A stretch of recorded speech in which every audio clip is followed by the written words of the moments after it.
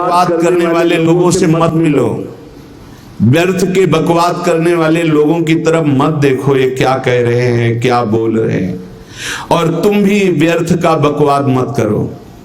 अपने समय को कीमती मान करके निरंतर प्रिया प्रीतम का नाम जप करो, उनके गुण लीला गाओ, उनकी सेवा में रहो। कभी प्रपंच की बातें, कभी प्रतिष्ठा का चिंतन, कभी नाना प्रकार के मान सम्मान का चिंतन, ये घुसने ना पावे हृदय में। बहुत सावधान रहना चाहिए साधक को। ऐसी बातें देखो मत, ऐसी बातें सुनो मत जिससे तुम्हारा हृदय उद्विग्न होकर प्रभु का चिंतन छोड़ दे। बंद करो अभी। अन्य लोगों के संग का त्याग कर दो, जो भगवत विमुख वार्ता करते हैं, संत निंदा करते हैं, दूसरों की निंदा करते हैं। कुछ हाथ नहीं लगता, ये लोग दुर्गति को प्राप्त होने वाले हैं। भक्तन निंदा अति बुरी भूल करे जिन कोय, किए सुकृत बहु जन्म के छिन में दारे खोए।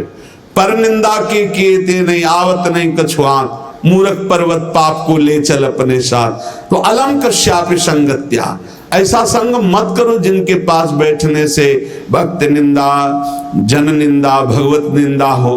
ऐसे से दूर रहो। अलम बंद कर दो ऐसे लोगों का संग। रात दिन हम श्यामा श्याम का नाम जप करेंगे, श्यामा श्याम के लीला गुण गाएंगे, श्यामा श्याम के ही धाम का शोभा का चिंतन करेंगे। जब तुम अपना जीवन श्यामा श्याम के चरणों में न्यौछावर कर दोगे तो पूरा भार श्यामा श्याम ले लेंगे और तुम्हारे हृदय में मस्ती आ जाएगी।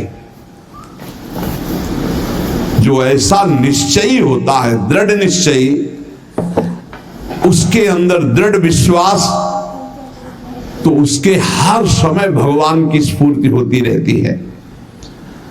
भारी प्रतिकूलता में भी भगवान का सानिध्य अनुभव होता है। वो अनुकूलता में तो भगवान के दुलार को देखता है, लेकिन प्रतिकूलता में भगवान की विशेष कृपा को देखता है। ये संयोग, ये वियोग, संसार की ये द्वंद्वमयी वृत्तियां भक्तों के हृदय में नहीं चुभती। आए की हुज्जत नहीं, गए की तलाश नहीं, क्योंकि नित्य संयोग भगवत स्मृति के प्रभाव से प्रभु का रहता है।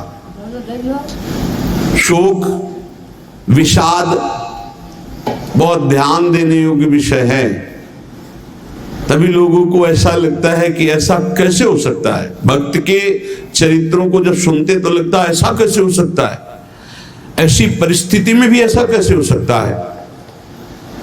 क्योंकि तुम मानसिक बुद्धि से युक्त हो और वो भागवतिक स्थिति से युक्त है, इसलिए तुम उसको पार पा ही नहीं सकते।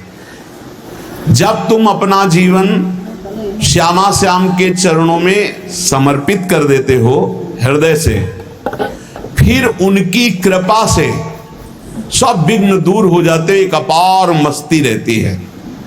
नहीं तो शोक, विषाद, दुख, क्लेश, कष्ट, संताप, भय, उद्वेग, ये सदैव सताते रहते हैं।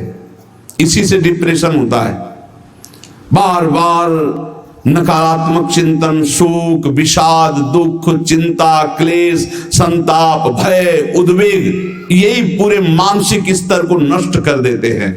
उत्साहहीन जीवन हो जाता है। जब तुम श्यामा श्याम को समर्पित हो जाते हो तो ये सब प्रवेश भी नहीं करते, एक अपार मस्ती बनी रहती है। अब क्या होगा? श्यामा श्याम जो करेंगे वही होगा। श्यामा श्याम पता नहीं कैसा करे, नहीं, वो सदैव मंगल भवन है, वो जो करते महामंगल होता है। यह निश्चय उपासक के हृदय में आ जाना चाहिए। इसलिए अपना सारा मन, सारी बुद्धि, सारा जीवन, प्रत्येक श्वास प्रभु को अर्पण कर दो। फिर देखो तुम निहाल हो जाओगे।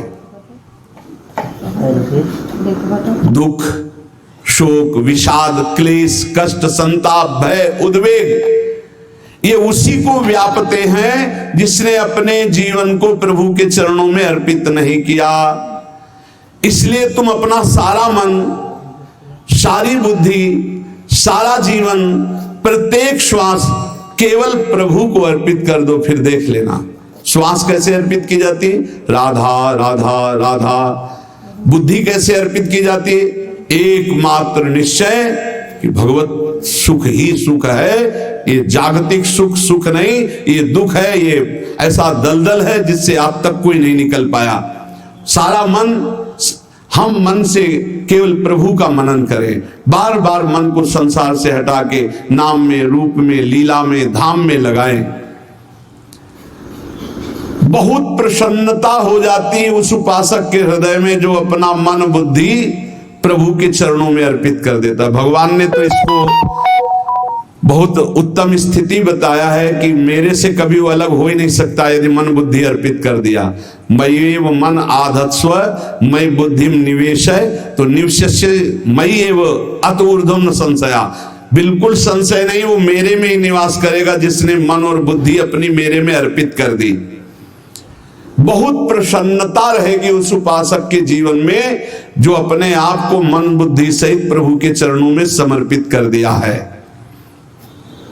भगवान का आश्रय लेने वाले की पहचान है हर परिस्थिति में प्रसन्न रहना। देखो आप भगवद आश्रित हो कि नहीं, देखो अनुकूल परिस्थिति में तो सब प्रसन्न रहना, लेकिन प्रतिकूल परिस्थिति में प्रसन्न रहना ये भगवान के भक्तों का लक्षण है। हर परिस्थिति में प्रसन्न रहना ये भगवान के भक्तों का लक्षण है। आनंदगन भगवान का आश्रय मिलते ही आनंद छा जाता है हृदय में। उनके पास आनंद का अभाव होता ही नहीं है। जैसे सूर्य का प्रकाश उदय होते ही सूर्य का प्रकाश संपूर्ण अंधकार को नष्ट कर देता है, ऐसे ही भगवान का संपूर्ण आश्रय लेते ही सब दुख चिंता शोक नष्ट हो जाते, आनंद ही आनंद। तुम भगवान के मंगलमय रूप को नहीं जानते हो, पर उनके मंगलमय भाव को, विधान को मानना शुरू कर दो। जो भी होता है मंगलमय होता है। हमने जीवन में देखा है, अगर इधर कोई बहुत बड़ा सुख दिया तो देर नहीं लगेगी, 24 घंटे नहीं व्यतीत होंगे और ऐसे दुख दे देंगे, जिससे दोनों का समान भाव रख करके ना दुख में तुम भूलो प्रभु को, ना सुख में फूलो, सीधे भगवत मार्ग में चल। पूरे जीवन की बात देखा है, भगवान के मंगल विधान में सदा सर्वदा सुख ही सुख है, इस बात को मान के प्रसन्न हो जाओ। जब भगवान का भजन करने वाले की तन्मयता बढ़ती है भजन में, तो द्वेषी जन अपने आप तैयार हो जाते हैं। भक्त कभी किसी से द्वेष नहीं करता, अपने आप वो द्रोह करने लगते। तो नरसिंह मेहता जी से बहुत गांव के कई लोग थे जो जलते थे, ऐसे जलते थे कि अब क्या करें, कैसे मिटा दे नरसिंह मेहता जी को। और उपाय तो मिल नहीं रहा था। तो एक दिन संतों की मंडली आई और उन्होंने कहा कि हम रास्ते में कोई चोर आदि धन ना ले ले, इसलिए यहां से किसी की हुंडी चलती है क्या द्वारिका में? पहले ऐसा था। बोले हाँ हाँ, हमारे यहाँ बहुत बड़े सेठ है नरसिंह मेहता जी, पर आप कहोगे वो मना कर देंगे। कई बार कहोगे, अगर वो स्वीकार कर ले तो वहां आऊं। और उनका लक्ष्य था कि नरसिंह मेहता जी की तो खाने की भी सुविधा नहीं थी, हुंडी कहाँ की बात आई। उनका था कि जब वो ना कहेंगे तो संतजन नाराज हो जाएंगे, अगर हाँ कह दिया तो वहां हुंडी चुकेगी नहीं, तो संतजन अपने आप इनको शाप दे देंगे, अपराध बन जाएगा, ये नष्ट हो जाएंगे। संतों को भेजा नरसिंह मेहता जी ने, सबकी दंडवत की, चरण पखाए। तो उनका ये इतना रुपया है, द्वारिका में साधु सेवा हम करेंगे, वहां तुम्हारी हुंडी चलती है, तो आप अरे उनका आप कहाँ भूल रहे हो, यहाँ खाने की भी व्यवस्था। बोले हमें सब पहले से बता दिया गया कि आप मना करोगे, बार बार मना मत करो, हमें पता है। तो उन्होंने ठाकुर जी की तरफ देखा, बोले क्या लीला है प्रभु, संतों से हम क्या कहे, ये ले रुपये। उस समय स्वर्ण की मोहरें चलती थी, बेच के बाजार से खूब उन संतों को पवाया, उन्हीं संतों की सेवा की। और उनका अपने सेठ का नाम तो बताओ जहां हमें जाके हुंडी मिलेगी। सेठ सावल शाह सेठ। संत जन गए वहां, पूछा कि नरसिंह मेहता जी का जिन सेठ से परिचय, उनका नाम सावल शाह सेठ, उनकी गद्दी कहाँ है? तो जो कुछ भक्त थे वो द्वारिकाधीश की तरफ संकेत करते कि वही है। बोले नहीं नहीं, वो सेठ है, उनकी गद्दी चलती। पूरी बाजार में कहीं कोई। अब संत जन एकांत में होकर के बहुत विचलित हुए, क्या हमारे साथ धोखा हुआ? नरसिंह मेहता जैसा संत क्या धोखेबाज हो सकता है?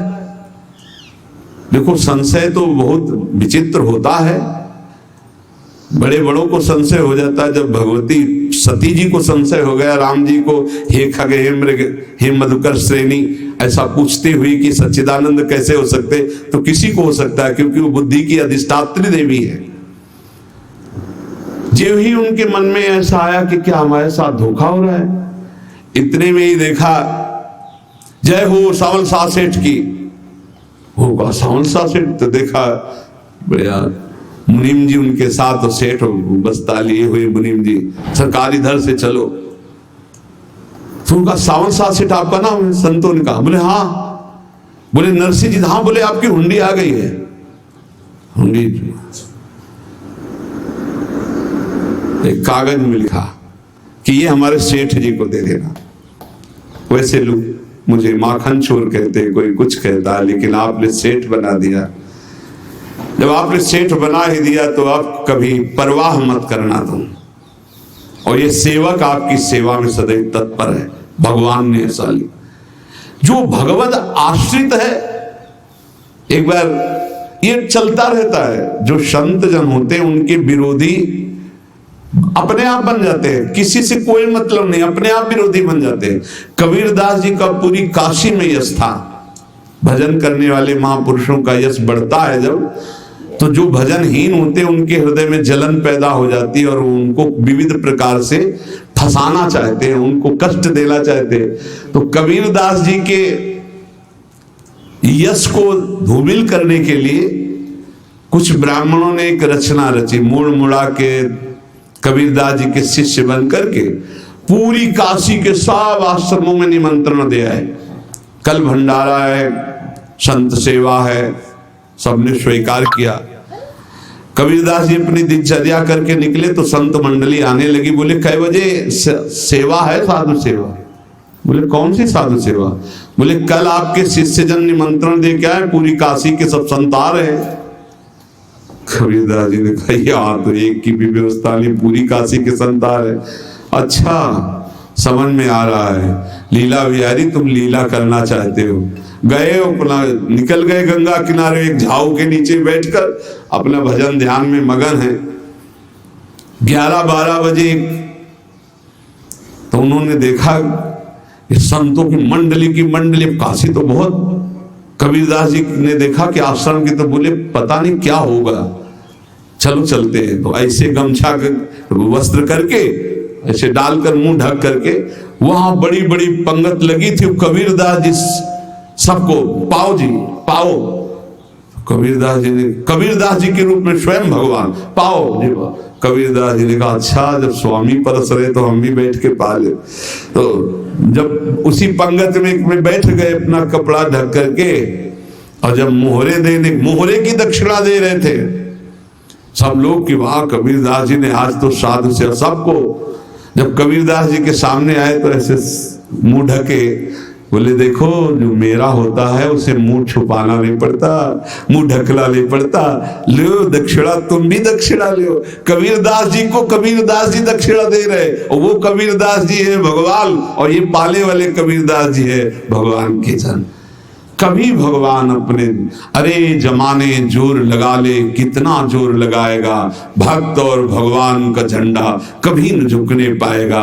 बिल्कुल चिंता, शोक, भय, उद्वेग रहित जीवन भगवत आश्रित। तुम भगवान के मंगल विधान में सदा सर्वदा प्रसन्न रहो।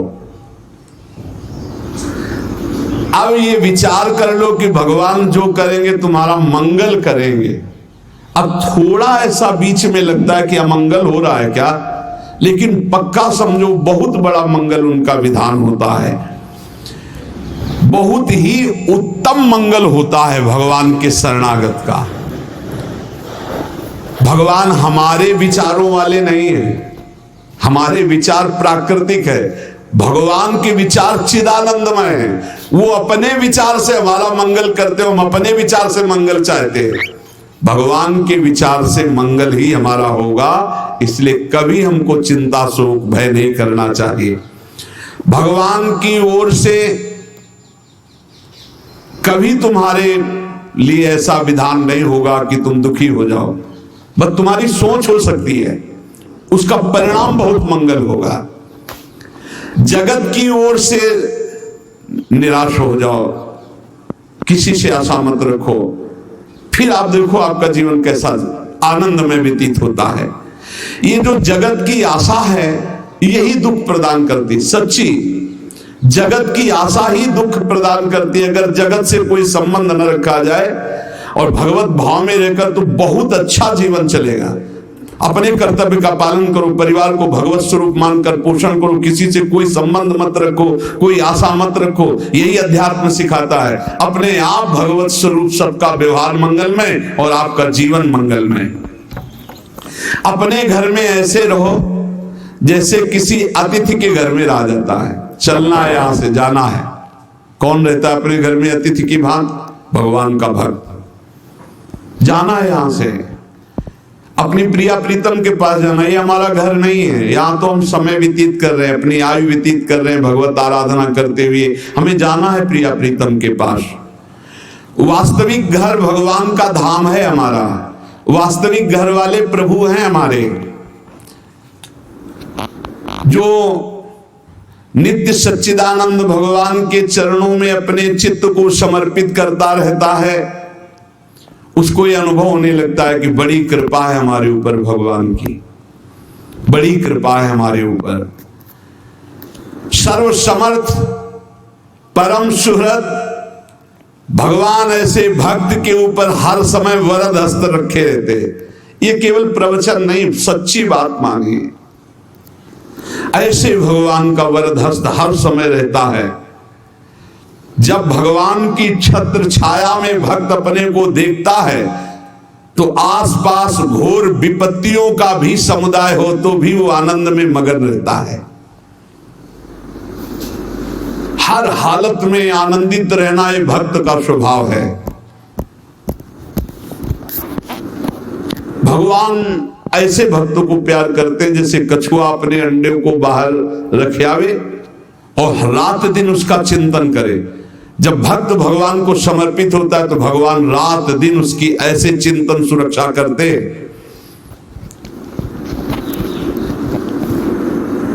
अब है ये दैवी संपदा का पहला गुण है, ये भगवान के शरणागत पर जागृत हो जाता है। वो भयभीत नहीं होता, किसी भी उससे भयभीत नहीं होता। यही डर ही डरप हरिवंश हित जिनो भ्रमय गुण सलिल पर। इस डर से डरते रहना चाहिए कहीं गुण रूपी पानी में फिसल न जाए, नहीं तो गलती हो सकती है। साधक सावधान रहे। ये अभय दैवी संपदा का सबसे बड़ा गुण है। जो भयहारी भगवान की शरण में आ जाता है तो उसके अंदर ये अभय प्रकट हो जाता है। अगर कहीं तुम्हें एकांत में भय लग रहा है, एक आदमी तो एकांतिक में आए थे, वो कह रहे थे कि हमें हर समय भय लगा रहता कि कोई हमारे पीछे है, अंधेरा तो लगता कोई खड़ा है, मैं जीना मुश्किल हो गया, ऐसा भय। देखो ये मन कैसा है, भगवान से विमुख होने पर कैसे डरवाता है। वो कह रहे हर समय मुझे डर लगा रहता है, कोई सामने खड़ा है, कोई पीछे खड़ा है, ऐसा भय लगने लगता है। और जब भगवान की शरण में आ जाते हैं तो ये अभय स्थिति हृदय में जागृत हो जाती है। कोई भी भय आसपास आ ही नहीं सकता, यहां तक कि नरक का भी भय खत्म हो जाता है जो भगवान की शरण में है। महापापी भी पुण्यात्मा महान भक्तों के समान वो उत्तम गति को प्राप्त हो जाता है जो भगवान की शरण में हो जाता है। पर ये जो भोगों का आश्रय लिए हुए हैं, मनमानी आचरण कर रहे हैं, ये कभी उस अभय को जान ही नहीं सकते कि अभय पद है क्या। इनको तो कदम कदम पर शोक, भय और दुख की प्राप्ति होगी। कोई बचा नहीं सकता जो भोगों में लगे हैं, मनमानी आचरण कर रहे हैं। अगर निर्भय होना चाहते हो, परम सुखी होना चाहते हो, तो भगवान के शरणागत हो जाओ। सारे जगत को अभय दान देने वाले भगवान है। भगवान का एक प्रण है, मम पन शरणागत भयहारी। जो मेरी शरण में आ गया उसके भय का मैं नाश कर देता हूं। साधना में अवस्था मन की मानी जाती है कि आप कितने अच्छे साधक हैं। यदि आपका मन भगवदाकार है, हर समय भगवत चिंतन चल रहा है, आपके स्वप्न भागवती का रहे हैं, आपके विचार भागवतिक हैं, तो आपकी अच्छी साधना हो रही है। और यदि आपके स्वप्न गंदे आ रहे हैं, क्योंकि स्वप्न में मन का ही सारा खेल होता है, और आपकी चिंतन वृत्ति वासनात्मक चल रही, तो अभी साधना का प्रभाव मन पे नहीं पड़ा है। जिसका मन हर समय भगवत चिंतन करता रहता है, वो जीते जी जीवन मुक्त हो जाता, अनुभव होता है। जैसे किसी ने कहा कि हमें कैसे पता चलेगा कि हमारा काम हो गया है, तो जैसे आप भोजन पा लेते हैं तो किसी दूसरे से गारंटी थोड़ी लेनी होती कि हम छक गए हैं क्या, आप जरा बताना हम छक गए हैं क्या। नहीं, अपने हृदय में आ जाता है कि अब मैं तृप्त हो गया। ऐसे ही अपने हृदय में आ जाता है कि मेरा काम हो गया, अब मेरा जन्म नहीं होगा। ये हृदय में आ जाता है, अपने आप अनुभव में आ जाता है। जब स्वरूप बोध होता है तो किसी और से सलाह थोड़ी लेनी होती है, वो अपने आप अनुभव में आ जाता है। हाँ, यदि गुरुदेव का वर्ण नहीं किया है तो फिर आपको किसी न किसी गुरु से प्रमाणित करवाना पड़ेगा। और अगर गुरुदेव का वर्ण किया है तो वही मंत्र, वही नाम, वही गुरु शरणागति आपको अंदर से पुष्ट कर देगी कि आपका काम हो गया है। विषय चिंतन करता हुआ मन विषय आसक्ति को प्राप्त होता, विषय आसक्ति को प्राप्त हुआ मन बार बार जन्म मरण और नरक को प्राप्त होता है। बस ये विषय चिंतन हटाना ही प्रमुख कर्तव्य साधना का है। बार बार मन को विषयों से हटा करके प्रभु के नाम में लगाओ, प्रभु के रूप में लगाओ, प्रभु की लीला में लगाओ। जहां भगवान प्रकट होते हैं वहां परमानंद की बाढ़ आती है। पर ये ध्यान रखें, गुलाब का फूल कांटों में खिलता है, उसकी सुगंध लेनी, फूल लेना है तो कांटों से बचाकर। ऐसे ही जब आप भगवत चिंतन के लिए चलेंगे तो आपका चिंतन चुराने के लिए माया विविध नाटक करेगी, कांटे फैलाएगी। कोई तुम्हारी निंदा करेगा, कोई अपमान करेगा, कोई उपहास करेगा, तुम्हारी अव्यवस्था हो सकती है, तुम्हारी परिस्थिति बहुत भयावह हो सकती है। इन परिस्थितियों में भी भगवत चिंतन का तार ना टूटने पावे तो आगे गुलाब का फूल है। जैसे कांटे से बचाकर गुलाब का फूल लेते हैं और भगवत अर्पित करके सौरभ का सुख लेते हैं, ऐसे ही भगवान के प्रेमानंद का अनुभव करने के लिए संसार के कांटों से बचना होगा। और खिलेगा यही फूल संसार में ही, मनुष्य देह में, और योनियों में नहीं। भगवत प्राप्ति स्वर्ग में नहीं होगी, इसी मृत्यु लोक में होगी। पहले मन नहीं लगता भगवत चिंतन में, भगवत चिंतन जबरदस्ती करना पड़ता है। भगवत चिंतन जे ही प्रारंभ करोगे ते ही बहुत बाढ़ आ जाएगी पाप चिंतन की। ध्यान दीजिए, बहुत लोग प्रश्न करते रहते हैं कि हम जब भजन में बैठते हैं तो बहुत गंदी बातें आती, मन बड़ा चंचल होता है, भाग जाता है। ऐसा प्रारंभ में जब कोई भगवत चिंतन प्रारंभ करता है तो उसका मन विषयों में भागता है, गंदी बातों में भागता है। अब लोग कहते पहले तो हमारा चिंतन बढ़िया होता था, अब चिंतन नहीं होता, तो कोई सिद्ध पुरुष थोड़ी हो गए। तुम्हें जबरदस्ती चिंतन करना होगा। जगत के प्राणी में जहां मन जाए तो इसमें भी भगवान, पदार्थ में मन जाए तो उसमें भी भगवान, जहां जहां मन जाए वहां वहां भगवान देखो, या मन को हटाकर नाम मंत्र में लगाओ। ऐसे भगवत स्मृति जागृत की जाती, बार बार प्रयास करना होता है। कई लोग ये प्रश्न करते हैं कि हमसे बड़े पाप हो गए तो क्या हमें भगवान की प्राप्ति हो जाएगी? तो यहां कह रहे हैं भगवान किसी के पूर्व जीवन को नहीं देखते हैं, वर्तमान के भजन को देखते हैं। पकड़ो इस बात को। अगर वर्तमान में आज आप सुधर गए हो, नाम जप कर रहे हो, तो आप भक्त हो। ये गीता जी में भगवान ने कहा, अपिचेत सुदुराचारो भजते माम अनन्य भाग साधुरेव समन्तव्या सम्यक व्यवसिता। ऐसा बहुत दुराचारी पहले रहा है, बाद में उसके मन में आ गया कि भगवान के सिवा हमारा कोई कल्याण करने वाला नहीं, हमारा कोई नहीं, तो भगवान कहते हैं मैं उसे साधु ही मानता हूं, उसे साधु बना देता हूं। भगवान किसी के पूर्व जीवन को नहीं देखते। बहुत बढ़िया बात है। कल तक हम क्या करते रहे भगवान नहीं देखते, आज क्या कर रहे हो ये देखते हैं। यदि आज आप भजन में लग गए हो, अच्छे आचरण कर रहे हो, तो आपको भगवत प्राप्ति हो जाएगी। भगवान ये नहीं देखते कि पूर्व में पुण्यात्मा रहा है कि पापात्मा रहा है। भगवान वर्तमान में देखते कि मेरा भजन कर रहा है, बस इसी से कल्याण कर देते हैं। पकड़ो इस बात को, तो कभी प्रश्न नहीं उठेगा कि क्या हमको भी भगवत प्राप्ति हो सकती है क्या। हमारा मन यदि श्री भगवान को चाहने लगे तो श्री भगवान हमारे मन में ही आकर बस जाएंगे। भगवान की रूप माधुरी में मन डूबने लगेगा।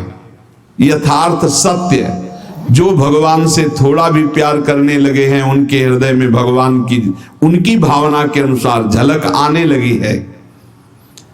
हृदय में प्रभु के आते ही अनंत जन्मों के संस्कारों का नाश हो जाता है। इसलिए तुम अपने पहले वाले घृणित जीवन को याद भी मत करो और उसको सोचकर जरा निराश भी मत हो। अमावस्या में घोर अंधकार रहता है, पर प्रातः काल में अंधकार नष्ट हो जाता है। ऐसे ही नाम का उच्चारण करते ही तुम्हारे जितने पाप अंधकार वो सब नष्ट हो जाएंगे। तुम चाहो कि एक क्षण भी प्रभु को ना भूलो। अब वर्तमान में ऐसी स्थिति बनाओ। जो प्रभु को नहीं भूलने की चाह करता है कि मुझे ऐसी स्थिति प्राप्त हो कि मैं कभी प्रभु को ना भूलूं, तो सच्ची मानो और कोई बात भगवान सुने ना सुने, ये बात जल्दी सुन लेते हैं। भजन की मांग करो तो बहुत जल्दी भगवान पूर्ण करते हो। भजन जिसका चलने लगा तो फिर लोक लोकांतर के सारी रिद्धियां सिद्धियां सुख वैभव तो उसके चरणों में लौटते हैं। जब हम प्रभु से प्रभु का स्मरण न मांगकर भोग मांगते हैं, तभी हमारा भजन रुक जाता है, भजन नहीं चल पाता। यदि हम प्रभु से केवल भजन मांगे तो विश्वास करो ब्याज में सब हो जाएगा। मूल भजन तो आपका बचेगा ही, ब्याज में लोक लोकांतर के भोग आपके चरणों में लुटते घूमेंगे। आप भजन करके तो देखो, अरे घिघियाने की जरूरत नहीं, किसी से मांगने की जरूरत नहीं, भजन करके देखो सब ठीक हो जाएगा, सब अपने आप बन जाएगा। हम बहुत बड़ी भूल कर देते हैं कि थोड़ा भजन करके प्रभु से कुछ सांसारिक वस्तुएं, स्थितियां, परिस्थितियां बदलने की मांग कर लेते हैं, जिससे भजन छूट जाता है। प्रभु की स्मृति इतनी महान है कि जिन्होंने बैर भाव से प्रभु का स्मरण किया उनको भगवान की प्राप्ति हो गई। जैसे कंस आदि भगवान से बैर ही तो रखते थे, लेकिन भगवान की स्मृति रहती थी। स्मृति ने उनको भगवत प्राप्ति करा दी।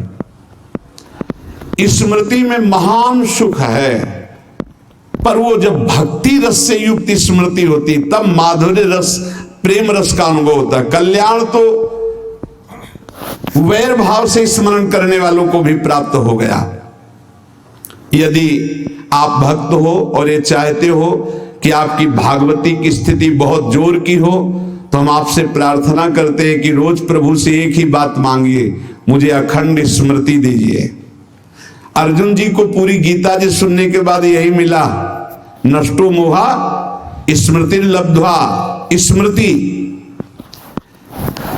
प्रभु आप हम पे ऐसी कृपा कर दो कि हमारे हृदय में किसी और व्यक्ति, वस्तु, स्थान की स्मृति न रह जाए, केवल आपकी स्मृति रह जाए।